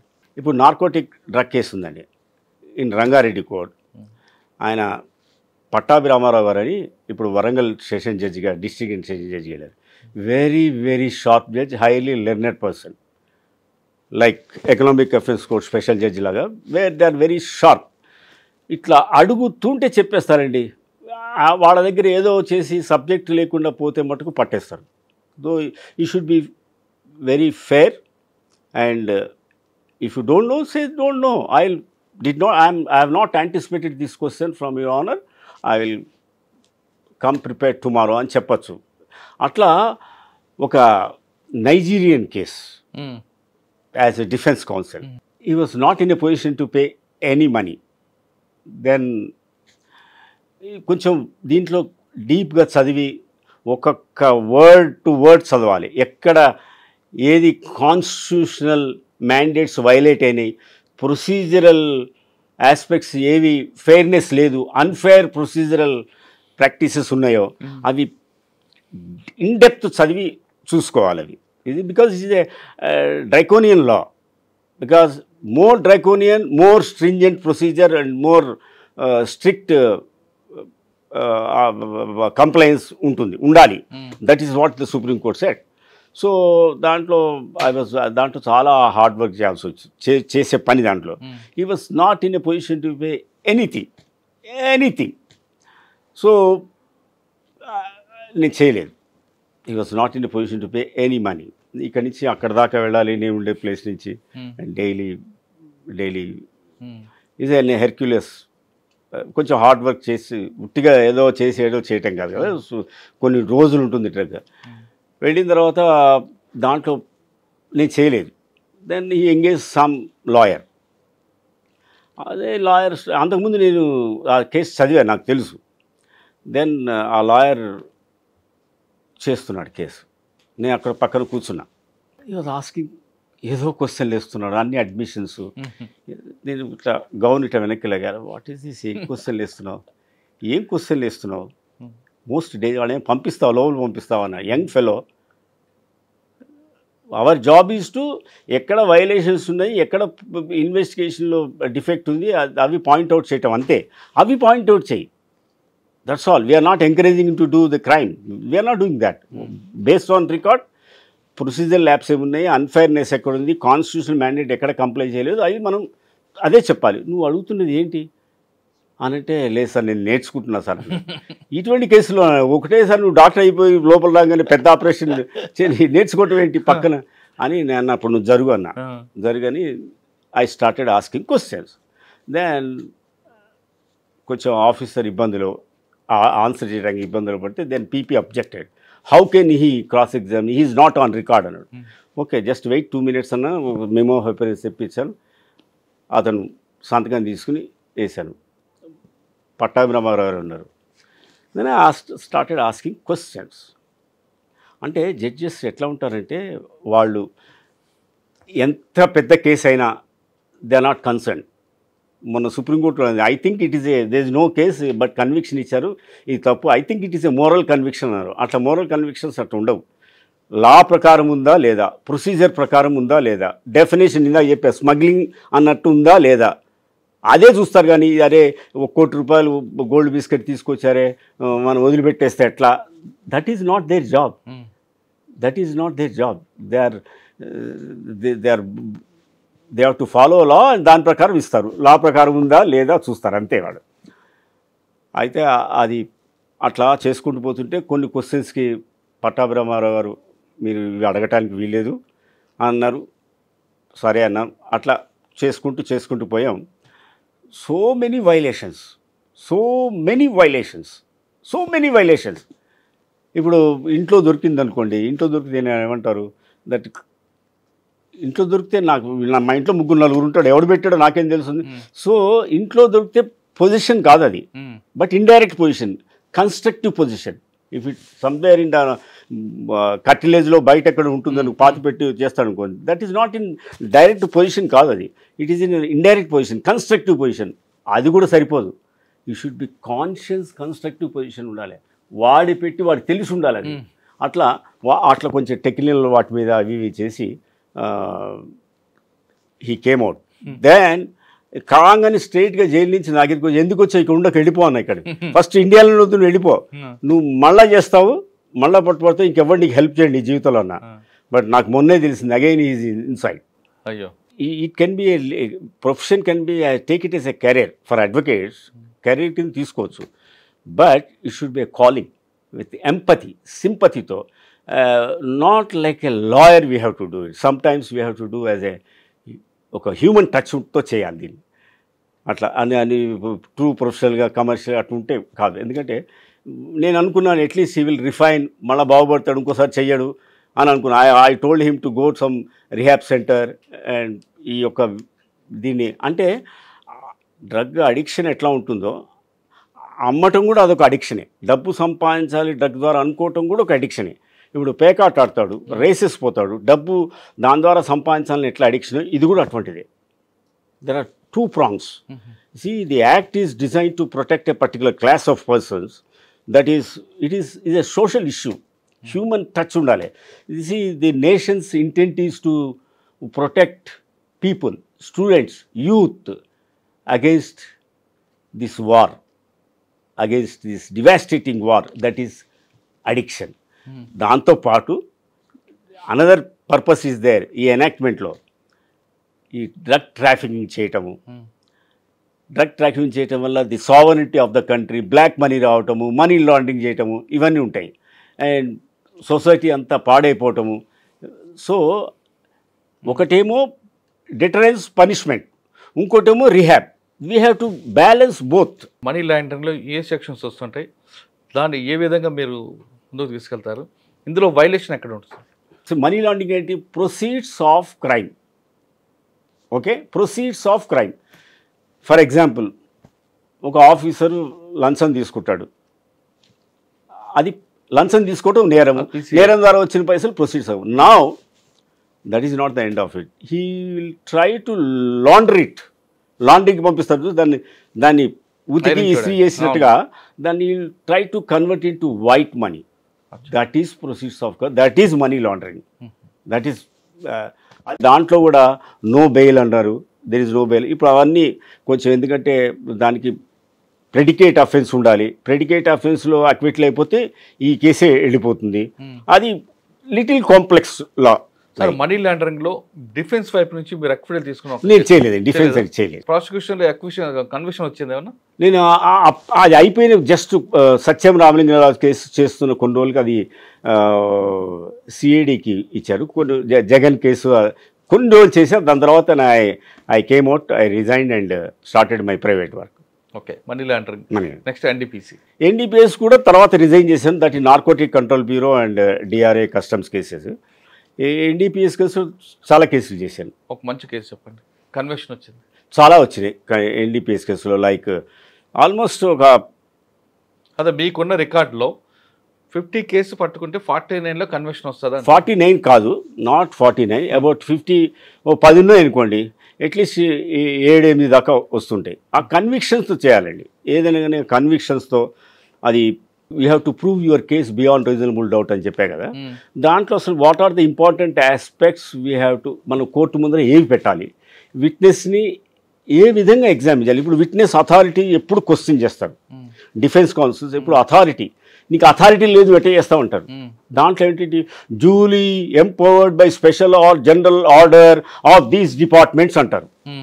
దెన్ కస్టమ్స్లో కూడా కస్టమ్స్ కానీ యాక్ట్ కానీ ఇవన్నీ, అందుకని ప్రతి ఒక్క సెంటెన్స్ జాగ్రత్తగా చదవాలి. Duly empowered or custom officers అంటారు. కస్టమ్ ఆఫీసర్ డిఆర్ఏ వాళ్ళు కేసు పెడతారు అనుకోండి. డిఆర్ఏ వాళ్ళు కేసు పెడితే అసలు డిఆర్ఏ కస్టమ్ ఆఫీసర్ ఏముంది, DRA separate department, director of revenue. అది ఇప్పుడు when I was public prosecutor I use to file all notifications along with the complaint. First దాంట్లో పబ్లిక్ ప్రాసిక్యూటర్ వెట్ చేయాలి ఆ డ్రాఫ్ట్ కంప్లైంట్. ఆ draft complaint చేసినప్పుడు మీ notification పెట్టండి, ఈ నోటిఫికేషన్ పెట్టండి, ఈ నోటిఫికేషన్ నేను దాంట్లో రాసేవాడిని on record. So DRA officer case పెడితే దాంట్లో ఏముంది యాక్ట్లో, any gazetted officer of customs can summon any person and take statement whatever it is there under 108 of the, అదే కన్ఫెషన్ అంటారు ఆ సెక్షన్. డిఆర్ఏ ఆఫీసర్స్ కొడితే ఇప్పుడు as a defence counsel I'm asking, can you show me your authority as a custom officer? And earlier question you said the DRA is a separate department and the board can confer customs officers powers on any other department. DRA officers obviously ఇచ్చారు. DRA ఆఫీసర్స్కి custom officers అని ఒక notification ఉంది. All DRA officers additional director general is equal to commissioner of customs, deputy director is deputy commissioner అని ఒక notification ఉంది. Superintendent, senior intelligence అన్ని notification ఉన్నాయి. అయితే కోర్టుకి చెప్పే ఈ నోటిఫికేషన్, బట్ నేను కోర్టుకి చెప్తాను మీ నోటిఫికేషన్ ఫైల్ చేయాలంటే you have to prove your case, you have authority అని. అయితే కోర్టుకి చెప్పాను దేర్ ఇస్ ఎ నోటిఫికేషన్, అంటే we have to be fair before the court. Notification ఉంది కానీ but they have not filed, they have to prove there power. That's how. అట్లా ఒక case study చెప్పు. నార్కోటిక్స్ కేసులో కస్టమ్స్ వాళ్ళు ఒక లేడీ మీద ఇంకో అతని మీద ఇద్దరి మీద కేసు పెట్టారు. బ్లాక్ లేడీ ఆమెను బయట ఊరి నుంచి ఇక్కడ తీసుకొచ్చారు. ఆమెకి ఏదో డబ్బులు సంపాదించే మార్గం చెప్తాను ఇంకో అతను తీసుకొచ్చాడు. తీసుకొచ్చి ఒక నెల రోజులు అట్లా అయిన తర్వాత ఊరికి వెనక్కి వెళ్ళిపోవాలి వాళ్ళ ఊరికి via Delhi Hyderabad to some దుబాయో ఎక్కడికో సమ్ ప్లేస్. దాంట్లో పాపం ఆమెకి ఏమీ తెలియదు, ఆమెకి పాపం ఏమీ తెలియదు, నాలెడ్జ్ లేదు. అతను ఆమె బట్టలు అన్నీ ఇతను చదువుతున్నాడు, అన్నీ దాంట్లో పెట్టాడు. వాడి దగ్గర ఏం పెట్టుకోవాలా అని ఇద్దరు బయలుదేరారు. They had intelligence that so and so person is carrying so and so అని. రాగానే పట్టుకుంటే మొత్తం ఆమె దగ్గరే దొరికింది. వాడి దగ్గర ఏదో నామినల్గా దొరికినట్టు ఏదో చూపించారు. మొత్తం ఆమె దగ్గరే దొరికింది. పాపం ఆమెకి నిజానికి ఆమె దగ్గర ఆమెకి తెలియదు ఏముందో. ఆమెకి ఏదో డబ్బులు చేస్తానో ఏదో 4 డబ్బులు సంపాదించుకుంది. పాపం ఆమె ఇరుక్కుపోయింది. నాకు my conscious was not accepting because చిన్న పాప కూడా ఉంది ఆమెకి. ఆ పాపను వేరే పంపించారో ఏదో అయింది. సో ఆమె దగ్గర పెట్టినట్టున్నాను, నాకు సరిగ్గా గుర్తులేదు. అయితే నేను జడ్జికి చెప్పాను, he is the person who has guilt mind అంటే అతని దగ్గర కూడా దొరికినట్టు entire punishment should go to even her punishment. maximum 20 years kada. Suppose if the court decides to award only 10 years or 15 years, he has to be given maximum punishment of 20 years. But in my view, the papers do not reveal that she has knowledge of what was there inside her suitcase అని చెప్పాను. Then officer said, then ఏం చెప్తున్నారు sir, అట్లట్టే చెప్తారు అన్నాడు. This what I felt, I do it. నాకు అంతరాత్మ చెప్పింది నేను చేస్తాను. I told this very clearly. Last అది ఆమె అనవసరంగా జైలు పంపించాలని కొంచెం నాకు అప్పుడప్పుడు మనసులో ఎక్కడో ఇది అనిపిస్తూ ఉంటుంది. బట్ నేనేం చేస్తాను, నేను కేసు పెట్టలేదు కదా, నేను చెప్పవలసింది అయితే చెప్పాను. నేను అది ప్రాసిక్యూషన్ అయిపోయింది. డిఫెన్స్గా ఏం తీసుకున్నారా మీరు? డిఫెన్స్ చాలా తీసుకున్నాను. ఒకటి చెప్పండి. ఇప్పుడు ఇందాక చెప్పేగా నైజీరియన్ కేసు, కొకైన్, అది కొకైన్ సబ్స్టాన్షియల్ క్వాంటిటీ దొరికింది. ఎన్డీపీసీలో కొకైన్ డ్రగ్స్ అది ఏముంటాయండి, కంటెంట్ లేదు, దేనికి సెక్షన్ మారుతుంటాయి? అల్ఫాజోలం కూడా దాంట్లో వస్తుందా? అల్ఫాజోలం, కొకైన్ నార్మల్గా మనం వాడేవి, that cannabis, ganja, alprazolam, MDMA, ecstasy, then ఇప్పుడు ఫెంటనైల్ మొదలైంది. ఫెంటనైల్ అది చాలా చాలా వెరీ వెరీ నర్వ్ సిస్టమ్ మీద చాలా క్విక్గా పనిచేస్తుంది. ఫెంటనైల్ ఇప్పుడు ఈ డాక్టర్స్ అందరూ డాక్టర్స్లో దొరుకుతున్నారు. Doctors are also addicted. ఈ ఆపరేషన్ చేసేటప్పుడు అనెస్థీషియాకి ఫెంటనైల్ ఇస్తారు. అది దెన్ ఎక్కువ MDMA, ఎక్స్టసీ, పబ్బుల్లో వాడేవంత ఎక్స్టసీ వాళ్ళకి ఎక్కువ ఉత్సాహాన్ని, ఎక్కువ ఇది కలుగజేస్తుంది. అవి తీసుకున్న కంటెంట్ బట్టి ఉంటుందా, క్వాంటిటీ బట్టి ఉంటుందా? అది దాని పవర్, దాని నర్వస్ సిస్టమ్ మీద అది ఎంత యాక్ట్గా ఎంత లాంగ్ పనిచేస్తుంది దాని మీద. Then they will decide the quantity. ప్రతి ఒక్క షెడ్యూల్లో ప్రతి ఒక్క డ్రగ్కి ఎంతైతే స్మాల్ క్వాంటిటీ, ఎంతైతే కమర్షియల్ క్వాంటిటీ. ఫెంటనైల్ ఉందనుకోండి, దాని కమర్షియల్ క్వాంటిటీ 0.10 ఈజ్ కమర్షియల్, అంటే ఇంత ఉన్నా కానీ కమర్షియల్ క్వాంటిటీ. లైక్ ఇప్పుడు హెరాయిన్ అవన్నీ 200 grams, అల్ఫాజోలం 100 grams, 2 grams is the commercial quantity, sorry small quantity. 100 grams, 200 grams. Alprazolam దీని మధ్యలో ఉన్నది ఇంటర్మీడియట్ క్వాంటిటీ. సార్, ఇందులో మీరు డిఫెన్స్ తీసుకున్న ఒక మంచి కేసు చెప్పండి, అదే నైజీరియన్ కాకుండా. ఎక్కువ డిఫెన్స్లు ఎక్కువ first we'll question the authority of the person who arrested, who intercepted. Okay. And first దీంట్లో కొన్ని మ్యాండేటరీ ప్రొవిజన్స్ ఉన్నాయి ఈ యాక్ట్లో. దట్ ఈస్ పర్సన్స్కి ఎవరికైనా ఇన్ఫర్మేషన్ రాగానే first he has to take down the information in to writing.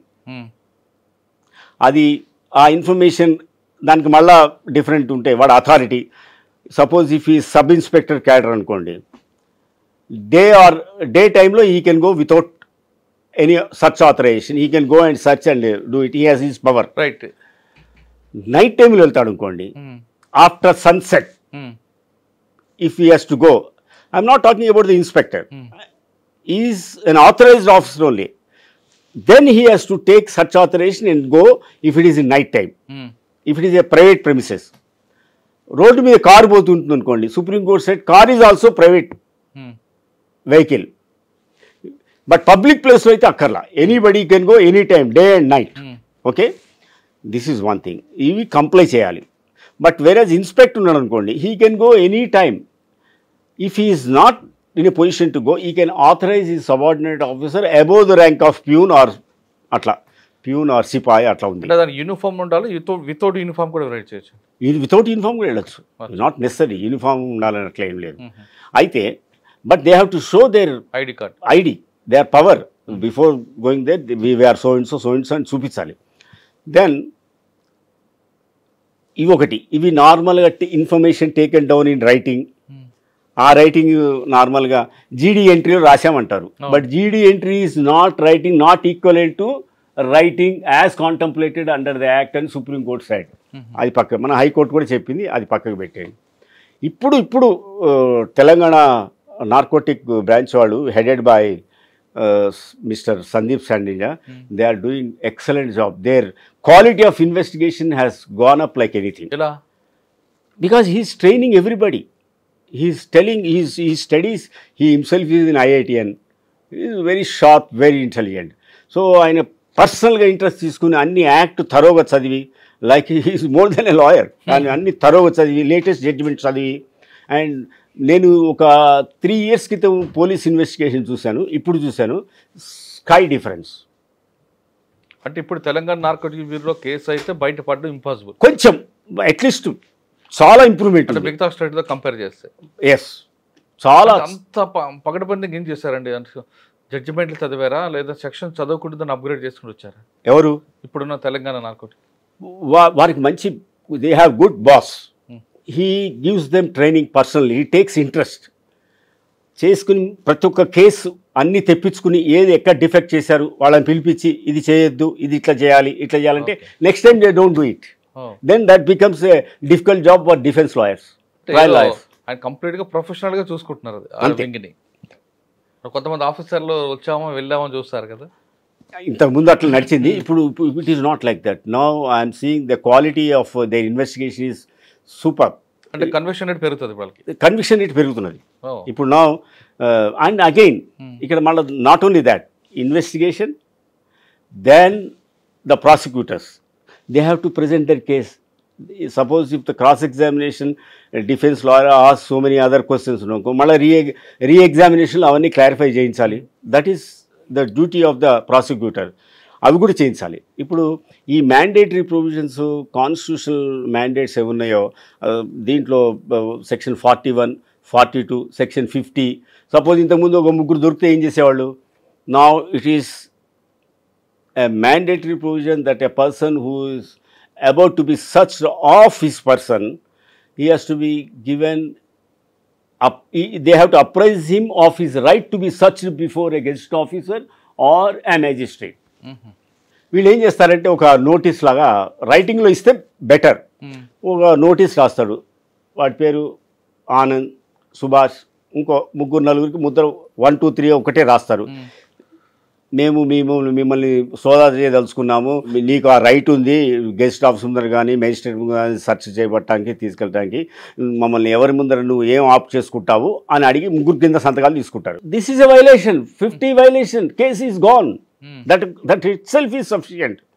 No you may have done, there is wealth of evidence, but ఈ case ఇట్లా చేయటం వల్ల ఏమైందంటే it all becomes fruits of poisonous tree. No use, because this is the vital important violation. కానీ ఈ personal search ద్వారా కాకుండా scooter ద్వారా అక్కడిక్కడ దొరికితే that will be taken, this is excluded. అయితే నేనేం చెప్తున్నా అంటే జాయింట్ కమ్యూనికేషన్ ఇస్తే that is gone. Supreme court side individual communication ఉండాలి, ఇండివిజువల్గా ఇవ్వాలి. అది ఒక్కటి చేస్తే చాలు, కేసు పోయినట్టే. అట్లా సెక్షన్ 50 గురించే చెప్పాను మీకు. లైక్ 41, 42 ఉంది. ఇన్ఫర్మేషన్ రాసుకోలేదు, గవాన్లో వెళ్ళిపోతాడు. గాంజా లారీ ఆర్ స్కూటర్ అనుకోండి, he has to take down information writing. Not only writing, he has to give it to his superior officer with in 72 hours. Okay sir, ఇప్పుడు దానికి కూడా లిమిట్ ఉంది కదా. 5 kgs అయితే ఒక ఎస్ఐ, అబౌవ్ 5 kgs అయితే inspector, ఆ రేంజ్ దానికి ఉందా? లేదు, ఎంతైనా inspector, sub inspector, timings ASI above the rank of peon or sipai of these departments వాళ్ళు పోయి చేయొచ్చు. 3 kgs వరకే ఉంటుంది కదండి. అట్లేం లేదు, 3 kgs ఇదని వీడి చేయాలి, ఇదైతే ఇట్లా చేయాలి, అట్లేం లేదు. అడ్మినిస్ట్రేటివ్గా వాళ్ళు ఏమన్నా ఫిక్స్ చేస్తే రెస్పాన్సిబిలిటీ కొంచెం, ఇది రెస్పాన్సిబుల్ ఆఫీసర్ కొంచెం పెద్ద కేసు అయితే కొంచెం హైయర్ ఆఫీసర్ వెళ్ళాలని వాళ్ళు పెట్టుకోవచ్చు. కానీ act doesn't say anything about that. ఇప్పుడు మీరు చెప్తున్నట్టు తెలంగాణ నార్కోటిక్ బ్యూరో స్ట్రాంగ్ అయినా కొన్ని అక్విటల్ అయిపోతుంటాయి. దానికి రీజన్ అంటే పబ్లిక్ ప్రాసిక్యూషన్కి, పీపీకి ప్లస్ ఐఓకి మధ్యన గ్యాప్ వల్ల, లేదా ఇంకా వేరే? ఇప్పుడిప్పుడే కొంచెం చాలా ఇంప్రూవ్ అయింది, ఇప్పుడు అవుతున్నది. But good amount of improvement is there. PP IO అని కాదండి అక్కడ క్వశ్చన్. పీపీస్ వాళ్ళు పీపీస్ ఏం చేస్తారు, రికార్డు మీద చెప్తారు, రికార్డ్ కరెక్ట్గా చూసుకోవాలి అండ్ అబ్యూస్ ఉండకూడదు.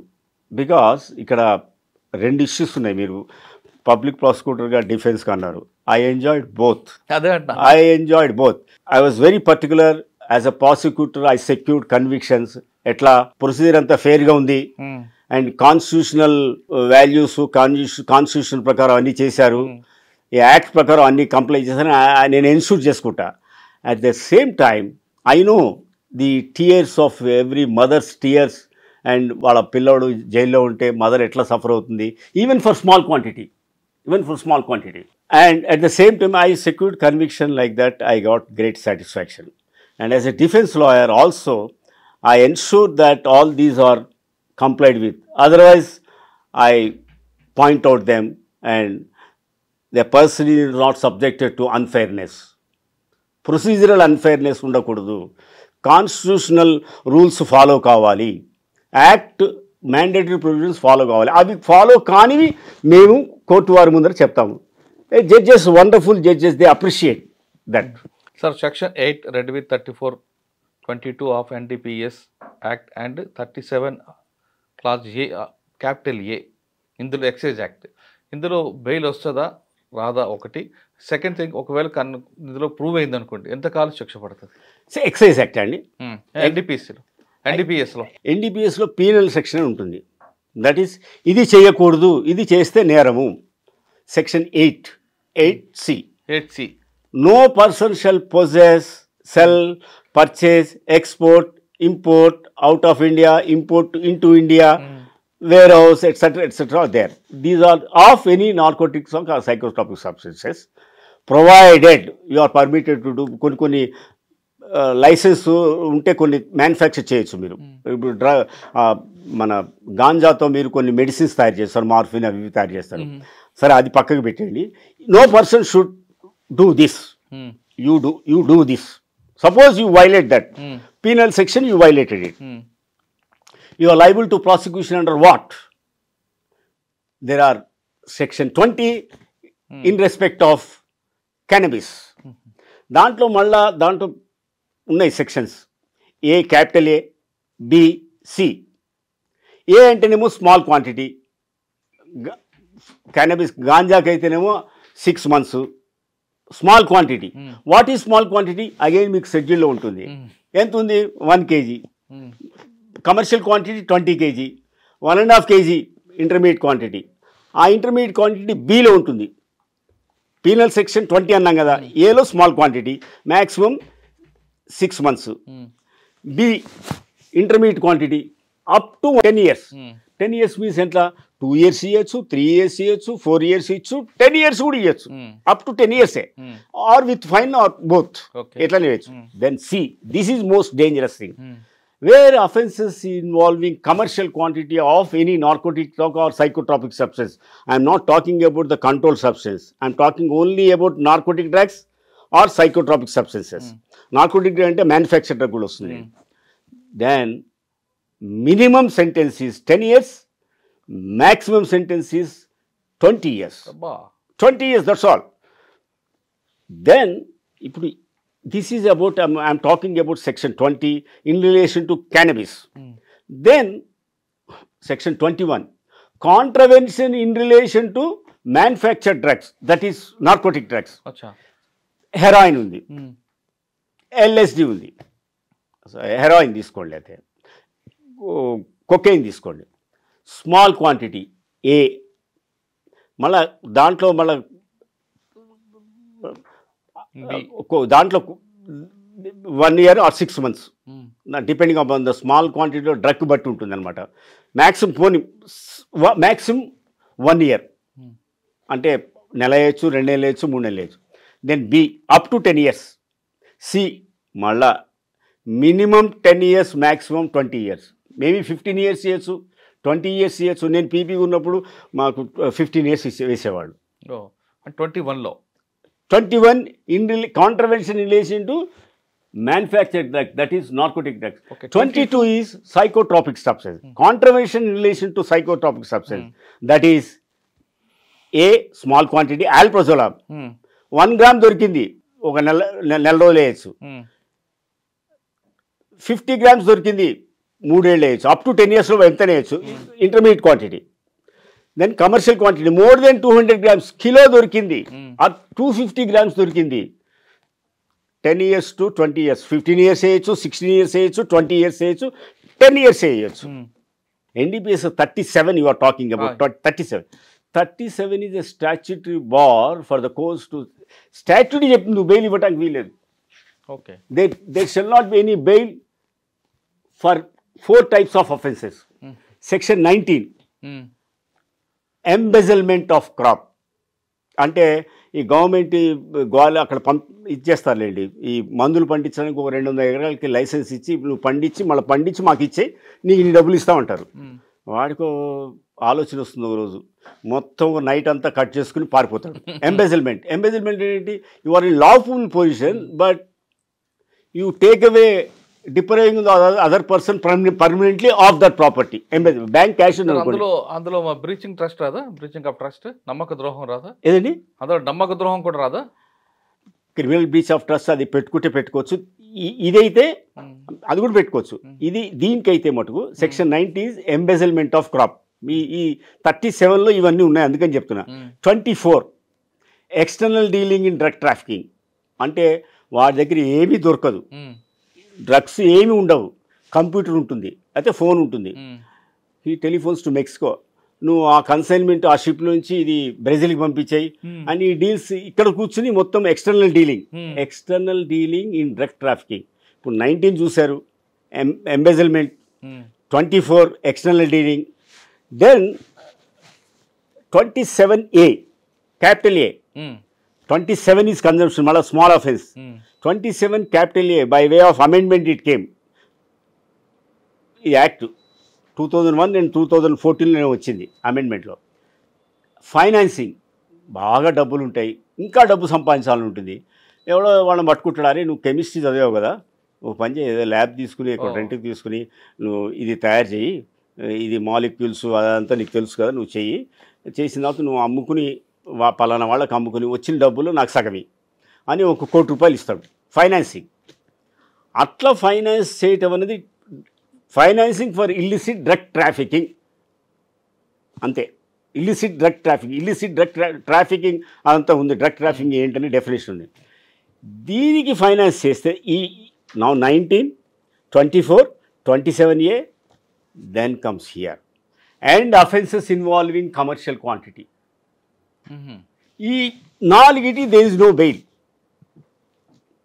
కానీ 2 కండిషన్లు ఉన్నాయి బెయిల్ ఇవ్వటానికి. Unless the public prosecutor has to be given opportunity to be heard. వాడి వినాలి, పబ్లిక్ ప్రాసిక్యూటర్ గారిని వినాలి. దాని తర్వాత నోటీస్ ఇచ్చి అంత విన్న తర్వాత if the court feels that he is not guilty of N offence. అరే నువ్వు అంత కేసు పెట్టావు, ఏముంది వాడి మీద కేసు? వాడి దగ్గర దొరకలేదు, ఎక్స్టర్నల్ డీలింగ్ కాదు, ఎంబెజల్మెంట్ కాదు, వాడు అక్కడ లేడు, వాడు ఉట్టిగా వాడు పక్కన అక్కడి నుంచి పోతుంటే వాడిని అరెస్ట్ చేసేవేంటి? Is not guilty of arrest. No they is no case. అంటే అప్పుడు ఇవ్వచ్చు bail. And he will not repeat the offence again అనేది ఉందా? అది ఎవరైనా చేస్తారా అట్లా అండర్టేక్ ఇస్తారా? Where is the guarantee that he will not repeat? But whatever it is act అట్లా. సాధారణంగా రైడ్ జరిగినప్పుడు ఆ కౌంటర్లో ఉన్న వాళ్ళని పికప్ చేస్తారు, ఫస్ట్ వాళ్ళ మీద కేసు పెడతారు. కానీ వాళ్ళ వెనక నడుపుతుంది ఎవరు, వాళ్ళ మీద కేసు పెట్టినప్పుడు that is the investigation. That's what they have to do it. That is what నేను ఇప్పటిదాకా. ఇప్పుడు కన్జ్యూమర్స్ ఉన్నారు, ఈ కన్జ్యూమర్స్ని పట్టుకుంటారు, ఎవడో పట్టుకుంటాడు, వాడి దగ్గర వీడి నెంబర్ దొరుకుతుంది, immediately they will arrest them. Act itself is to protect that kind of persons, consumers. Rehabilitate చేయాలి వాళ్ళని, అరెస్ట్ చేసి క్రిమినలైజ్ చేసి వాడిని జైలుకి పంపించి that should not be done. That is not the purpose of the act. Object ఏంటి? The purpose of the act is to protect innocent people, drug addicts, consumers. And again you are, first of all, it is a bailable offence. You are not supposed to send him to prison. You should give an opportunity. It is a bailable offence. You should apprise him of his right. Are you have right to get bail? Are you ready with surety? అని చెప్పాలి వాడికి. అది చెప్పరు, వాడిని arrest చేసేసి లోపలికి వేస్తారు. వాళ్ళ తల్లిదండ్రులు పాపం ఏడుస్తుంటారు. And you have to empathy చూపించాలి. వాడు అలవాటు పడి చేసినవాడు is not a. You have to differentiate between drug trafficker and consumer. అది చేయట్లేదు police. That is abuse of power. Okay sir, ఒక కళ్ళు కాంపౌండ్ ఉంది లేదా ఒక బార్ ఉంది. కళ్ళు కాంపౌండ్కి వెళ్ళిన తర్వాత ఫస్ట్ రైడ్ అవుతున్నప్పుడు అక్కడ అల్ఫాజోలం దొరికింది అనుకుందాం. దొరికినప్పుడు కౌంటర్లో ఉన్న పికప్ చేస్తారు. ఫస్ట్ ఆయన ఏవని పెడతారు, ఓనర్ వెనక్కుంటాడు. ఓనర్ని A2, A3, A4 సంథింగ్ తీసుకొస్తారు. ఈ కేసులో బెయిల్ రావాలంటే A1కి వస్తుందా, A6కి వస్తుందా? ఈ కేసులో అంటే first you have to prove that the కౌంటర్లో ఉన్నవాడికి నాలెడ్జ్ ఉందా లేదా చూసుకోవాలి. And there is one section conspiracy, 29 section 29 conspiracy. అచ్చా. వీడికి ఉట్టిగా నా ఉద్యోగం కోసం వచ్చి అక్కడ పనిచేస్తుంటే then if you can convince the court that he has no knowledge nothing, అసలు దీంట్లో కలుపుతారని కూడా తెలియదు అని మీరు కోర్టుకి కన్విన్సింగ్గా any other evidence if you can bring, then you will be given bail. ఈ మేబీ A1 లేదు అందులో 29 పెట్టలేదు, కాన్స్పరెన్సీ లేదు. అటువంటిప్పుడు then he has to prove it, he has to convince the court he has no knowledge అని. But the owner suppose వీడు చేస్తుంటాడు, ఓనర్కి తెలియకుండా చేస్తుంటాడు అనుకోండి, ద రివర్స్. ఓనర్ తెలియదు, ఓనర్ నాకు తెలియదు, ఎంట్రస్ట్మెంట్ జాబ్ ఈ ఉద్యోగ ఈ బిజినెస్ వాడికి అప్పచెప్పే వాడి ఇట్లా చేశాడు, నాకేం తెలియదు అని owner has to prove that he has no knowledge. వాళ్ళ ఇన్వెస్టిగేషన్ వీడి చెప్పే కదా రివర్స్ బర్డెన్ ఉంటుందని, నాకు ఇందాక ముందర అదే చెప్పాను. హీ హ్యాస్ టు ప్రూవ్ నా ఓనర్ బర్డెన్, అది అట్లా చెప్పాలి. సార్ ఇంకా మన ఎన్డీపీఎస్ అయిపోయింది, మనీ లాండరింగ్ అయింది, ఎక్సైజ్ అయింది, ఇంకొక దీంట్లో మీరు ప్రొఫెషనల్గా ఉన్నారు. కస్టమ్సా? కస్టమ్స్. కస్టమ్స్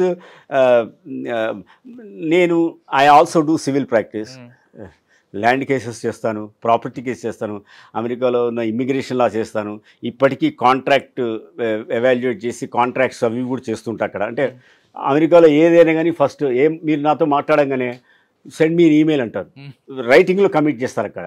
అది ఒకసారి రాసామంటే పట్టుకుంటారు దాన్నే.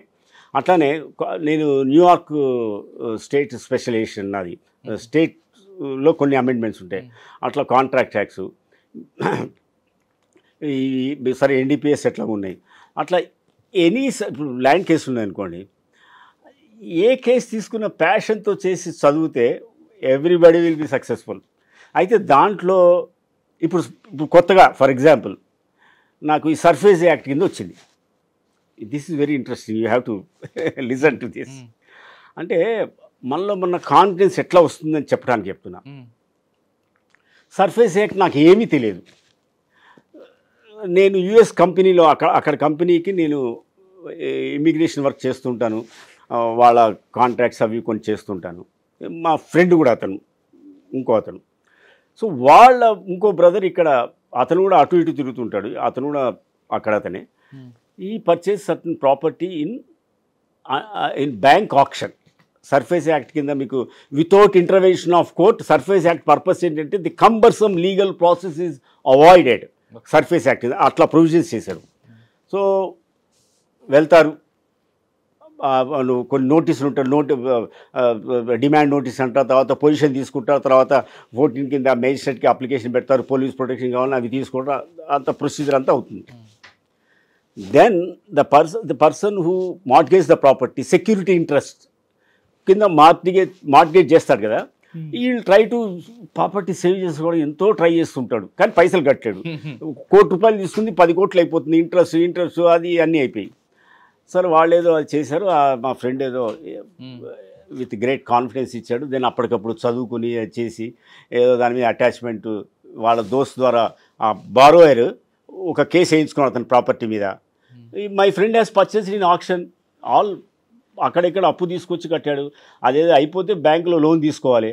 ఈ లోపల he has obtained an attachment order against that property. ఎందుకంటే అతని ఫ్రెండ్తో అతని మీద కేసు వేయించుకున్నాడు, వీడు నాకు డబ్బులు ఇవ్వాలి అని, అటాచ్ చేయండి అమ్మేసుకుంటాడంటే పాపం కోర్టు అటాచ్మెంట్ ఎక్కడో చీరాల్లో ఇచ్చిన తర్వాత దెన్ అది మొత్తం చదివి యాక్ట్ చదివి, అప్పటిదాకా నాకు సర్ఫేస్ యాక్ట్ తెలియదు, మొత్తం చదువుకుని కోర్టు వారికి వెళ్ళి చెప్పాను, your honour this court has no jurisdiction to pass.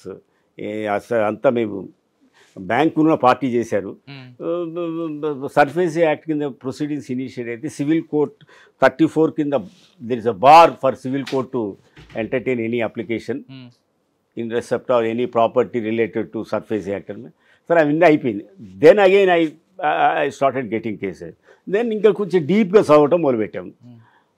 NPA చేయాలి సర్ఫేస్ యాక్ట్లో, నాన్ పర్ఫార్మింగ్ అసెట్స్ అని ఫస్ట్ డిక్లేర్ చేయాలి. Then you initiate. Non performing asset ఏంటి, 90 రోజులు ఇంట్రెస్ట్ ప్రిన్సిపల్ కట్టకపోతే it is declared classified as non performing assets అని అంటారు. Then మొత్తం అసలు ఇంకా డెప్త్కి పోయి చదువుతుంటే ఆర్బీఐ మాస్టర్ సర్కులర్ ఒకటి ఉంది, Reserve Bank of India master circular అని ఒకటి ఉంది. Circulars are binding on its subordinate officers, departmental officers circulars are binding, they have to follow it. అయితే దాంట్లో ఏంటంటే ఫస్ట్ ఒకటి రికవరీ ప్రాసెస్ మొదలుపెట్టే ముందర దేర్ ఆర్ సర్టన్ స్టెప్స్. వాడికి ఒక ఛాన్స్ ఇవ్వాలి, అది బతికించడానికి ట్రై చేయాలి, రీస్ట్రక్చరింగ్ చేయాలి, లేకపోతే మొరటోరియం వేయాలి, దాన్ని మన కరెక్టివ్ యాక్షన్ కమిటీకి రెఫర్ చేయాలి. వీళ్ళని ఎట్లా బతికిద్దాము, కొన్ని రోజులు ఆపుదామా, కొంచెం ఇంట్రెస్ట్ రేట్ తగ్గిద్దామా అని కొన్ని ఆ మీటింగ్లో ఆ ప్రొసీడింగ్స్ అన్నీ తీసుకోవాలి. మినిట్స్ ఆఫ్ ద మీటింగు, దాని తర్వాత అవన్నీ తీసుకోవాలి. ఏమీ చేయలేదు, స్ట్రైట్ అవే వాళ్ళు అటాచ్మెంట్ మొదలుపెట్టారు action. That I'm challenging in debts recovery tribunal because the mandatory provisions under circular RBI circular which is binding on the bank officers, they have not followed it. Therefore the declaration of these properties as NPA is arbitrary అని చెప్పి చేస్తున్నాం. అట్లా ఇవి కొంచెం interesting చదువుకుంటూ పోతుంటే. అయితే ఇక్కడ ఇప్పుడు హైకోర్టులో కూడా కొన్ని ఉంటాయి, కొన్ని కేసులు ఉంటాయి. some of the judges are extremely bright, extremely intelligent people. Suppose justice K Lakshman ఉన్నాడు, లేకపోతే జస్టిస్ విజయ్ సేన్ రెడ్డి ఉన్నాడు, జస్టిస్ శ్రీదేవి ఉంది. వీళ్ళందరూ ఎంత షార్ప్ అంటే మీరు ఆర్గ్యూ చేస్తుంటే పట్టేస్తారు, ఆర్గ్యూ చేస్తుంటే పట్టేస్తారు. జస్టిస్ శ్రీదేవి మేడంకి అయితే ఇంకా నేర్చుకోవాలని, ఆవిడ ఎంత నేర్చుకున్నా దేర్ ఇస్ నో సాటిస్ఫాక్షన్, ఇంకా తెలుసుకుందాం అని. ఆ జడ్జిలో అడిగే questions justice Lakshman so sharp, ఇట్లా రేజర్ ఎడ్జ్ లాగా ఇంటలెక్ట్. ఆయన క్వశ్చన్స్ చేస్తారు, మనం యాంటిసిపేట్ చేయం, ఒక్కసారి వెతుక్కోవాలి, కొంచెం నెమ్మది అంటే చెప్పాలి. Justice Vijay Sen Reddy what a wonderful. వీళ్ళందరి ముందర ఆర్గ్యూ చేస్తుంటే ఏమవుతుందంటే ప్రొఫెషన్లో చిన్నప్పుడు మనకి ఇష్టమైన టీచర్ మంచి కథలు మనకి కొట్టకుండా ఉండే టీచర్ దగ్గర ఆ టీచర్ వస్తుందంటే సంతోషిస్తాం. అట్లా ఈ కోర్టులకు వెళ్తుంటే నాకు ఇప్పటికీ ఆనందం కలుగుతుంది. I really enjoy arguing before them. ఇంకా కొంతమంది ఉన్నారు జడ్జెస్, మా ట్రయల్ జడ్జెస్ ఉన్నారు, ఇట్లా క్రాస్ ఎగ్జామినేషన్ చేస్తుంటే ఇట్లా పట్టేస్తారు. మా ఎకనామిక్ అఫెన్స్ కోర్ట్ జడ్జి కానీ, రంగారెడ్డిలో ఇంతకుముందు పట్టాభిరామరావు అని, అయితే అనదర్ వెరీ షార్ప్ ఇంటెలిజెంట్ ఇక్కడ రంగారెడ్డిలో సత్యేంద్ర గారు అని ఉన్నారు. వీళ్ళందరూ ఎంత ఇంటెలిజెంట్ అసలు. నాకు ఒకసారి అనిపిస్తుంది, why they are working for salary, why don't they come in the profession అనిపిస్తుంటుంది నాకు అనిపిస్తుంది అట్లా. అంటే మంచి జడ్జి దగ్గర ఆర్గ్యూ చేస్తుంటే ఆ ఎంజాయ్మెంట్ నేను వర్ణించలేను. అదే ఇందాక చెప్పారు కదా, స్కూల్ టీచర్ ఎగ్జాక్ట్లీ అట్లే ఉంటుంది. చిన్నప్పుడు టీచర్ చెప్తుంటే మన ఆన్సర్కి అసలు వేరేగా ఉంటుంది. టీచర్కి మన అరే బాగా చెప్పారు అనగానే ఇంకా కొంతమంది ఇప్పుడు జస్టిస్ లక్ష్మణ్ ఉన్నారు అనుకోండి, వాళ్ళు అక్కడ ఆర్గ్యూ చేస్తుంటే ఎంత పొద్దున్న సాయంత్రం దాకా చేయగలరు, నాకు ఇష్టం చేస్తా. మధ్య మధ్యలో విట్టిగా ఉంటుంది కొంచెం. జస్టిస్ విజయ్ సేన్ అయితే కొంచెం ఎంపథెటిక్ ఉంటాడు. మళ్ళీ all these things with in the frame of law, rule of law, not beyond that, everything according to law. But you have to convince, you have to. అవి చేసినా కానీ ఇంకా క్వశ్చన్లు అడుగుతుంటారండి. అంటే షార్ప్నెస్, దట్స్ వాట్. అండ్ అటువంటి కోర్టులలో ఏమిటంటే we learn a lot. ఇప్పుడు ఎకనామిక్ అఫేర్స్ కోర్టులో 4-5 జడ్జిమెంట్లు వచ్చినాయి నావి. అవి చూసిన తర్వాత I learn more. Then I started asking based on those judgements some questions. అది జడ్జెస్ కోర్టు ద్వారా నేర్చుకుంది అది. అట్లా learning, lawyers are not lawyers, they are students of law according to me. Sir మీరు ప్రొఫెషన్కి వచ్చినప్పుడు ఒక సీనియర్ ఒక జూనియర్ మధ్యన ఒక బంధం, జూనియర్ సీనియర్ దగ్గరికి వెళ్ళడం, అర్ధరాత్రి కూర్చోవడం, ఆ జడ్జిమెంట్ల కాపీలు చదవడం, అదొక ప్రాక్టీస్. అది గురువు అనగానే భావన, గురు శిష్యుల బంధం ఉండి అలా ఆ ప్రొఫెషన్ వచ్చారు. మీ టైంలో ఎవరైనా ఒక క్లయింట్ వచ్చారంటే నైట్ టైం తలుపు కొట్టినా వాళ్ళ ముందు అన్నం తిన్నావా అని అడిగిన తర్వాతే కేసు తీసుకునే ఆ జనరేషన్ నుంచి వచ్చారు మీరు. ఇప్పుడు జనరేషన్ ఒక కేసు తీసుకోవాలంటే ముందు డబ్బులు అడుగుతున్నారు. ముందు అపాయింట్మెంట్కి డబ్బులు తీసుకున్న తర్వాత కేసు మాట్లాడి తర్వాత ఫీజు మిగతా విషయాలు అవుతున్నారు. That is the true professionalism. We're not doing any social service, but in certain acts, suppose narcotics ఉందనుకోండి, ఆ కేసులో అట్లా ఎంపతితో చేయాల్సి వస్తుంటుంది. Profession is your career, no doubt about it, but it should be a calling. కొంచెం empathy చూపించాలి. కానీ ఎంపతి సింపతి కరువు అవుతుంది కదండి ప్రజెంట్ జనరేషన్. అది that is maybe we're losing it, but that should be there. ఇప్పుడు మీకు 100% సాటిస్ఫాక్షన్ కావాలంటే people think they get only with money. I get lot of satisfaction whether money is there or not. Judge మంచిగా వింటూ ఉంటే, నేను మంచిగా చెప్తుంటే, బాగా చదివి ప్రిపేర్ అయ్యి వెళ్తుంటే, I get immense satisfaction. Immense అంటే సాటిస్ఫాక్షన్. మీరు ప్రొఫెషనల్ ఉన్నారండి, కొంతమంది ఈ ప్రొఫెషన్లోకి కేవలం డబ్బుల కోసం వస్తున్నారు. ఇప్పుడు నా మైండ్ ఎట్లా ఆలోచిస్తుందంటే, నేను పాజిటివ్ ఆస్పెక్ట్స్ గురించే ఆలోచిస్తా. డబ్బుల కోసం వచ్చేవాళ్ళు it's a negative aspect. Why should I concentrate my mind on that? I don't think about that. But whether I am doing it right thing or not, I am also doing it for money. Not that I am doing any charitable service. But certain areas you are bound to do it. That gives you inner satisfaction, కానీ మీ inner happiness. Profession global profession. It's a global profession. Yes, అటువంటి ప్రొఫెషన్లోకి commercial యాంగిల్లో తీసుకెళ్తున్న ఒక generation కనిపిస్తుంటుంది. అటువంటి వాళ్ళని చూసినప్పుడు మీకు ఏమనిపిస్తుంది? మీరు అసలు ఇది ఈ ప్రొఫెషనల్ కాదు, any area everything is commercialized. Everything is everywhere. Doctors కానీ అనెథికల్ ప్రాక్టీసెస్ చేయటం కానీ ప్రతి చోట మొదలైంది. వాటన్నిటికీ you are answerable to your inner voice, your conscious. But if you don't do it purely 100% commercial కాకుండా కొంచెం హ్యూమన్ టచ్తో చేస్తే you will get that is a bigger satisfaction. అది ఎవరికి వాళ్ళు ఎక్స్పీరియన్స్ చేయాల్సింది. రైట్ అండి. కానీ మీ ప్రొఫెషన్లో ఒక క్లయింట్ మీ దగ్గరకు వచ్చినప్పుడు క్లయింట్కి అడ్వకేట్కి మధ్యలో ఒక ట్రస్ట్ ఉంటుంది. ఆ ట్రస్ట్ మీద మీకు ఆ క్లయింట్ ఇవ్వవలసిన డాక్యుమెంట్స్ కానీ ఇంకే విషయాలన్నీ మీకు చెప్తాడు. ఆ ట్రస్ట్ ఎంత పవర్ఫుల్ అంటే అంత పవర్ఫుల్ ఉంటుంది, మీ మీద అంత కాన్ఫిడెన్స్ ఉంటుంది. కానీ కొంతమంది అడ్వకేట్స్ వాళ్ళు ఇచ్చిన డాక్యుమెంట్స్ని ఎవిడెన్స్ని ఆపోజిట్ పార్టీకి ఇవ్వడం మనం ఏ విధంగా చూడాలి? అది కొన్ని జరుగుతున్నాయని నేను విన్నాను. But the clients are smart and the awareness ఉంటే ప్రొసీడింగ్స్ అగేన్స్ట్ ద లాయర్ చేయొచ్చు. అది ఎలా? he has to file an application before bar council. అచ్చా. And bar council will issue notices and they will investigate, they will enquiry చేస్తారు, then appropriate action would be taken. Okay sir, ఫైనల్గా వద్దామండి. మీ profession గురించి మాట్లాడి మీ exclusive wings గురించి మాట్లాడితే దానికి time bonding ఉండదు, అలా నడుస్తూనే ఉంటుంది. కానీ మరి పార్ట్ 2 కూడా పెడతా. కానీ ఇప్పుడు మాత్రం మీరు ఫైనల్గా ఈ ప్రొఫెషన్లోకి రావాలనుకున్న ఆస్పిరెంట్స్కి మీరు ఇచ్చే మెసేజ్ ఏంటి? ప్రొఫెషన్లో ఫస్ట్ నేను ఇందాక చెప్పే కదా, కష్టపడాలి, అది వేసు. కానీ కష్టపడటం కన్నా ఇష్టపడుతూ ప్యాషన్తో చేసి లేటెస్ట్ జడ్జిమెంట్స్, ఏ రోజు జడ్జిమెంట్లు ఇవాళ ఇప్పుడు ఎంత సులువు అయిపోయిందండి. చక్కగా లైవ్ లాలో ఏ రోజు జడ్జిమెంట్స్ ఆ రోజు వస్తుంటాయి. ఇప్పుడు ఐఎమ్ ఇన్ హైదరాబాద్, తెలంగాణ హైకోర్టులో మొత్తం అంత టైం లేకపోయినా ఇంపార్టెంట్ జడ్జిమెంట్స్ మన ఏరియా ప్రాక్టీస్లో ఏమున్నాయి అవి ఒకసారి చదువుకోవాలి. సుప్రీంకోర్టు జడ్జిమెంట్ చదువుకోవాలి. ఇమీడియట్గా మన చిన్న నోట్స్లో ఇమీడియట్గా ఆ హెడ్ కింద నాకు అన్నిట్లో ఒక ఫోల్డర్ ఉంటుంది. నాకు ABCD అని ఫోల్డర్ ఉంటుంది. దాంట్లో మళ్ళీ సబ్జెక్ట్స్ ఉంటాయి. అవి ఇమీడియట్గా దాంట్లో ఇంపార్టెంట్ పాయింట్స్ రాసేసుకుంటాం. ఎప్పుడో ఆ టైప్ ఆఫ్ కేసు రాగానే ఇమీడియట్గా open that folder. And even if I'm in US, నాది VPN ఉంది, I login to my computer sitting in US. And ఎంత ఫెసిలిటీస్ ఉన్నాయండి. చక్కగా high court judges they accommodate, trial court judges కూడా అకామిడేట్ చేస్తున్నాను. నేను ట్రయల్ ఉన్నానండి, నేను హైకోర్టులో స్టక్ అయ్యాను, నేను ట్రయల్ వీడియోలో చేస్తాను, పర్మిషన్ అంటే చేస్తున్నారు. ఎన్ని ఫెసిలిటీస్ ఉన్నాయి, ఎంత వేర్ ఇన్ అడ్వాన్స్ సొసైటీ, చక్కగా చేసుకోవచ్చు అన్ని ఫెసిలిటీస్ చదువుకో. But one has to be thorough with law. And when I'm talking to, ఇప్పుడు మనం ఒక పూజారి దగ్గరికి వెళ్తే ఆ స్పిరిచువల్ లాంగ్వేజ్ అవి మాట్లాడతాం. ఒక ఆటో అతనితో మాట్లాడితే ఆటో కిదర్ జాతే భాయ్ అది ఇది అని అట్లా మాట్లాడతాం. అట్లనే జడ్జితో మాట్లాడేటప్పుడు when you talk in legal language, legal jargons మాట్లాడితే judge will appreciate, judge will like, because that is his language. He used to that language.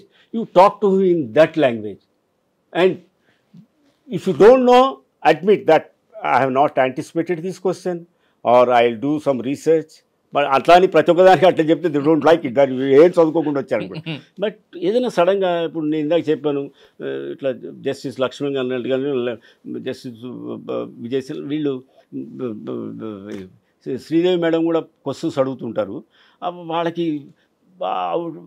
మనం ఎన్ని చెప్పినా ఇంకో కొత్త క్వశ్చన్ తీసుకొస్తారు. అది అన్నిటికీ సమాధానం చెప్పేటట్టు ఉండాలి. చెప్పలేకపోయేటైతే just don't guess, be fair before bench. Argument చేయకూడదు ఎప్పుడైనా. కానీ ఫెయిర్నెస్ ఈజ్ లాంగ్లో కానీ ఎప్పుడైనా ఏదో షార్ట్ టైంలో గెయిన్ చేయడం కాదు. It pays you. This your sincerity, your honesty will pay you back any day. Law ప్రొఫెషన్లో రండి, కానీ వచ్చిన వాళ్ళు ప్యాషన్తో రండి అంటున్నారు గోపాలకృష్ణ గోఖలే గారు. ఇక్కడ ఇష్టపడి కష్టపడితే అందులో ఉన్న ఆనందం వేరు, ఆ ఆనందంలో ఉన్న ఎంజాయ్మెంట్ వేరే కనిపిస్తుంది అంటూ చెప్తున్నారు. కానీ జడ్జి గారి ముందు కానీ జస్టిస్ ముందు మాట్లాడినప్పుడు ఆ టెర్మినాలజీ మాట్లాడండి, ఖచ్చితంగా మీకు మీ మీద మంచి ఇంప్రెషన్ వస్తుంది.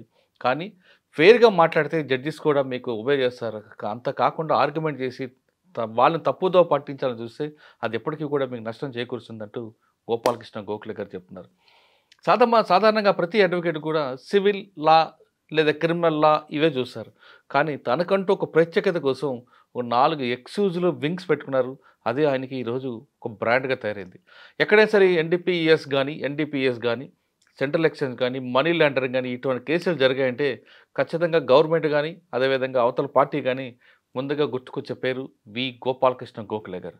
ఆ విధంగా ఈ ప్రొఫెషన్లోకి వచ్చే ప్రతి అడ్వకేటు తనకంటూ ఒక ఎక్స్క్లూజివ్గా పెట్టుకుంటే ఖచ్చితంగా ఈ ప్రొఫెషన్లో ఇంకా పైకి వెళ్తారు. పైకి వెళ్ళాలంటే మంచి పేరుతో పాటు ఆర్థికంగా కూడా బాగుంటుందంటూ గోపాలకృష్ణ గారు గోఖలే కేస్ స్టడీ మనకు తెలుస్తుంది. ఇది ఈ వారం గోపాలకృష్ణ గోఖలే గారితో ఎక్స్క్లూజివ్ ఇంటర్వ్యూ. వచ్చే వారం మరో గెస్ట్ మళ్ళీ కలుద్దాం. అంతవరకు నమస్తే. Thank you. చాలా థ్యాంక్స్. నాకు పబ్లిక్ ఇంపార్టెంట్ చెప్పే అవకాశం ఇచ్చారు, పర్టికులర్ నార్కోటిక్ డ్రగ్స్ యాక్ట్. ఇంకోసారి కూడా మనం పెట్టుకుందాం త్వరలో. iDreams, this police diaries is something very, very valuable towards that. I must really appreciate Murali, your insights. iDreams founder and CEO Chinna Vasudev Reddy గారితోని Muralidhar crime stories చాలా famous అయిపోయినావు.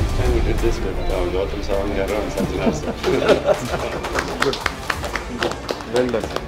Congratulate him for doing so well, and I congratulate him, his boss also for doing so well.